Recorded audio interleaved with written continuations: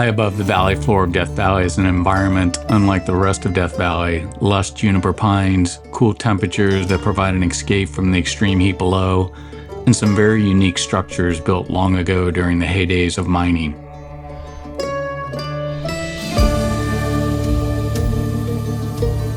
Morning breaks in Death Valley, and there's something special about waking up in a place this remote. We're starting today at Panamint Springs Resort, one of the few true outposts on the western edge of the valley. This place has been a refuge for travelers, miners, and adventurers for over a century. Today's ride will take us from the open desert up into the Panamint Mountains and deep into Death Valley's mining past, ending at one of the park's most iconic historical sites, the Charcoal Kilns.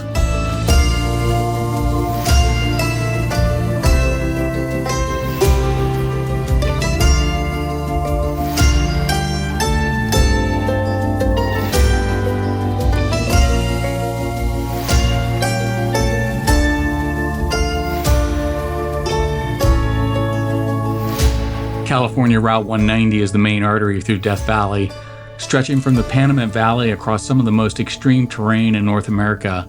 But despite the harsh conditions, this road has been used in one form or another since the late 1800s, first by miners, then by supply wagons, and eventually by modern travelers looking to experience the desert's raw beauty.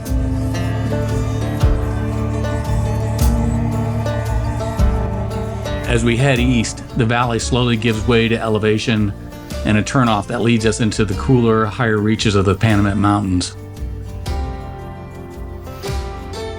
This is Emigrant Canyon Road, a climb that takes us out of the heat and into a completely different version of Death Valley.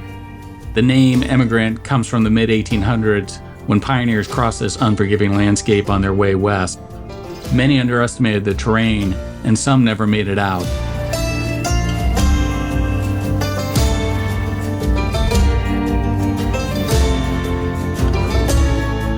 For adventure riders, this road is a perfect transition. Smooth pavement, sweeping curves, and a steady climb that reveals just how massive this park really is. Case in point, I mentioned that the roads get closed down out here. You can see roads in red. This doesn't even expand over towards like Furnace Creek and stuff. There's a lot of stuff closed off over here.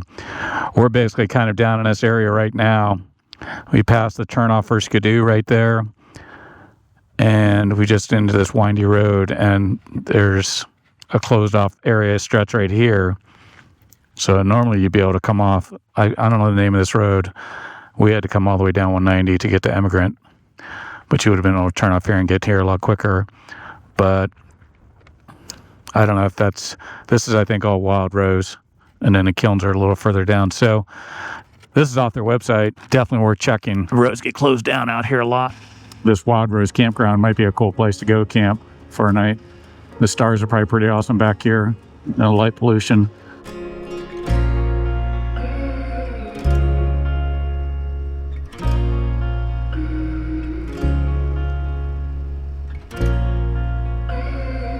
I think that's the road down there that's closed, maybe.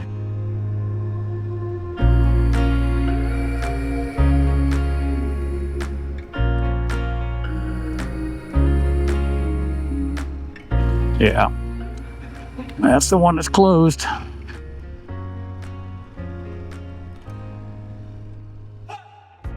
At over 4,000 feet in elevation, Wildrose Campground feels worlds away from the valley floor below. This area once supported mining operations and small settlements, thanks to its cooler temperatures and access to water.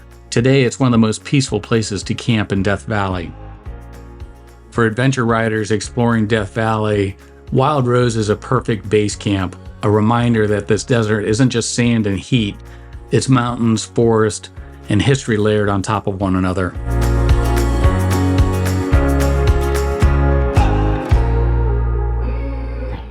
Kilns, which are down the road a couple miles, looks like 7 miles based on that sign right there.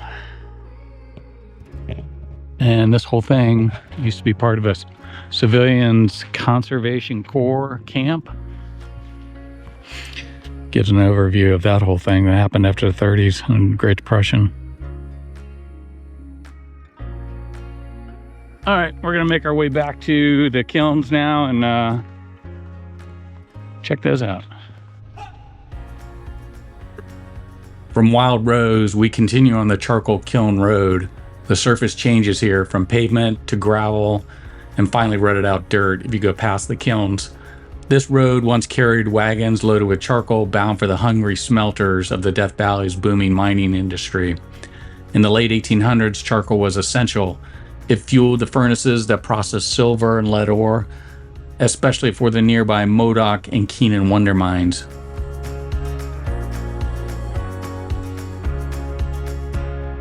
Standing silent against the mountain backdrop, these are the Wildrose Charcoal Kilns, built in 1877 and still standing nearly 150 years later.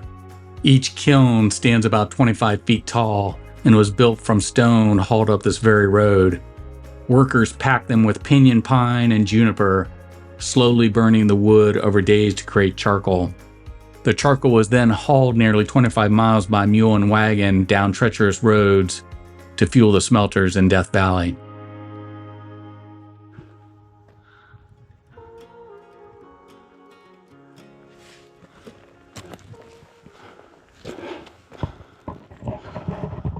Pretty cool. These are, there's a number more of these than the ones I saw in Nevada.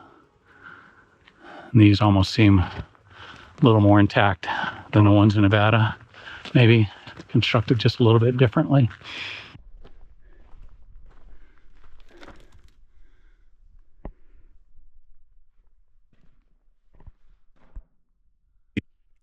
It's hard to imagine the effort it took to keep these operations running in a place this remote, this rugged, and this unforgiving.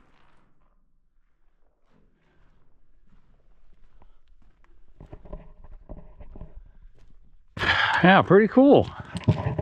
So the idea with these things is burn massive amounts of piles of wood in this to create hard charcoal to be used then in a smelting process in local mines around this whole area. I was curious because coming in here, you have no trees or anything like this until you get into this final section down by Wildrose Campground. And then you start to get into kind of a different almost area of Death Valley, because the rest of Death Valley, most of it's not like this. It's pretty desolate.